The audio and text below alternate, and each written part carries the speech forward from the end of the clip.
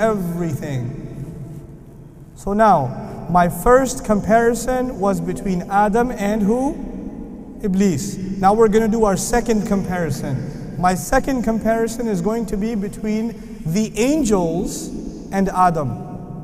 The second comparison is between who? The angels and Adam alayhi salam. When Allah said He's going to make a Khalifa on the earth, what did the angels say? Sami'na wa ata'na. What did they say? أَتَجْعَلُ فِيهَا مَنْ يُفْسِدُ فِيهَا وَيَسْفِكُ الدِّمَاء وَنَحْنُ نُسَبِّحُ بِحَمْدِكَ وَنُقَدِّسُ لَكَ. Are you really going to put someone on the earth who will make corruption and he will spill blood, he will kill, he will murder, he will do war, he will commit crimes? Are you really going to do that? We are already here. We do tasbih of you. We already do tasbih of you. Did the angels question the decision? Yes. Allah was going to create the human being and the angels asked, is this really a good idea?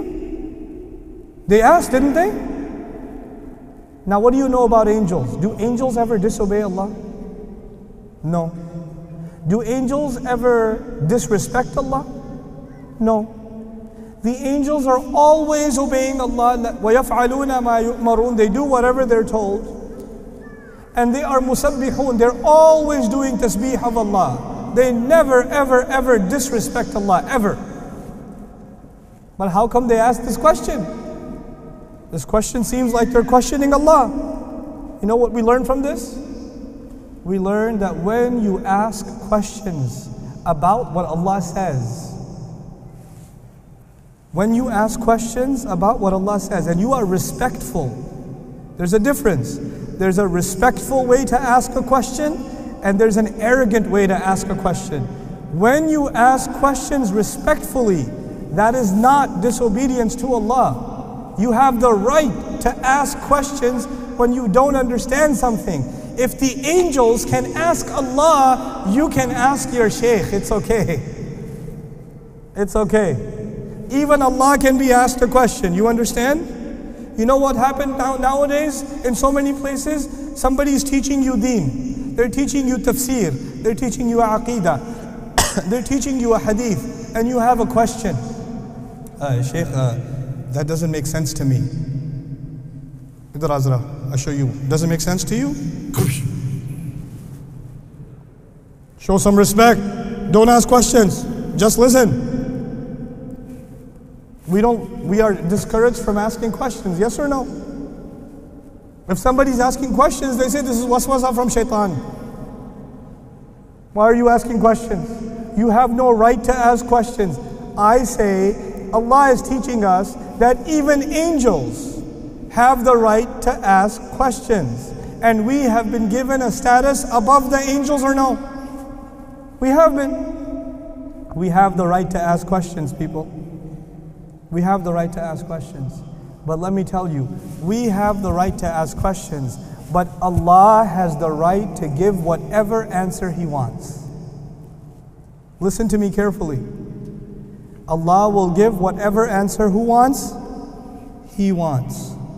Sometimes we ask a question and when our teacher answers it, we're not satisfied. Does that happen or no? Your teacher answers a question, you're like, that still doesn't make sense. It might happen. But Allah Azza wa Jal, when He answers a question, even if it doesn't make sense to you at first, you submit to Allah and you come in submission and you will begin to understand. If you say, well, you explained it, but I still don't understand, then He will never let you understand. That is arrogance. Angels ask the question, and Allah says, Inni a'lamu ma la ta'lamun. I know what you don't know. I know something about Adam, you have no idea about it. Somebody remind me, what is the complaint of the angels? What is the problem with Adam?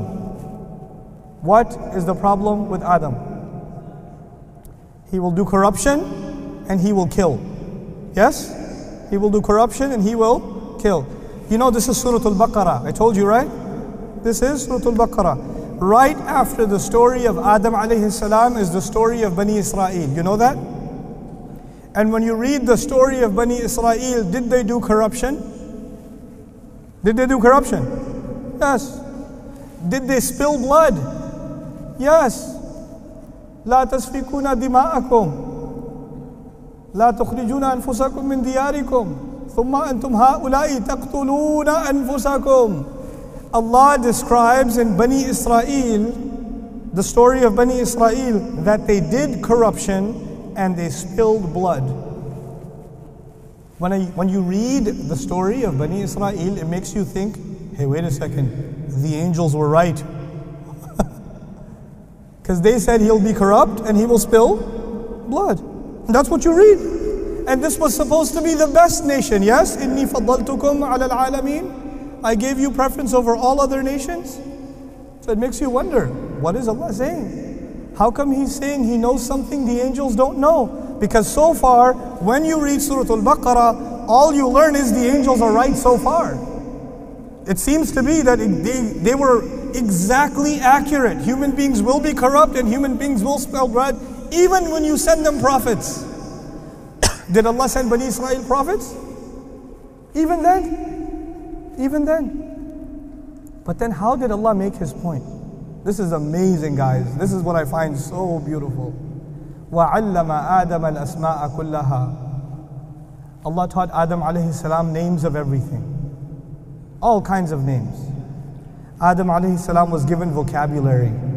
He was given education. By the way, when he says al-asma'a kullaha, you know what he's talking about? He's not talking about Quran and Sunnah. He's not talking about Wahi. He's talking about mountains and trees and oceans and rivers and fish and horses. He taught him names of all the things that he will see where? On the earth. Allah Azza wa Jal taught Adam alayhi salam language. And actually, to this day, everything you study, how many people are engineers in the audience? Engineers, show your hands. Accountants, anybody accountants? Doctors or medical profession? Medical profession? Okay. Doesn't matter which, or how many students are in the audience? Tell me how many students are in the audience. 3 students? MashaAllah. So listen, whatever you study, if you study medicine, if you study accounting, if you study engineering, does every one of those sciences have its own vocabulary, yes or no? It has its own vocabulary. It has its own terminology. The doctor uses certain terminology. The engineer uses different terminology. The accountant uses different terminology, right? And you know what? All of that terminology came from some previous science, which came from some previous science, which came from some previous science. And the beginning of all the terminology is the terminology Allah gave to Adam alayhi salam. Every single science you are learning is a child of what was given to Adam alayhi salam. It doesn't matter which book you're reading, physics, chemistry, history, philosophy, anthropology, sociology. Every word you are reading is actually a byproduct of the things given to Adam alayhi salam. It is amazing. You know what that means? That means we have to have respect for all the sciences. Because all of them actually, in one sense, are from Allah. All the sciences. Some young people come to me sometimes and say, I want to study deen, fi sabilillah. I don't want to study dunya. I say, what's wrong with you, young ullu ke pathe? What is wrong with you?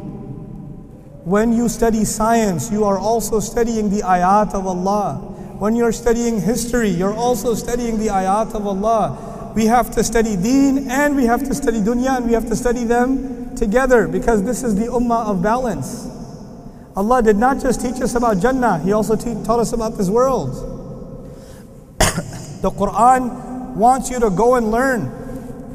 It wants you to go and learn. So this deen promotes education. Anyway, Adam alayhi salam was taught the names of everything. And then Allah brings him before the angels. فَقَالَ أَنْبِئُونِي بِأَسْمَاءِ هَؤُلَاءِ إِن كُنْتُمْ صَادِقِينَ. Now you tell me the names of these things. Angels are being tested.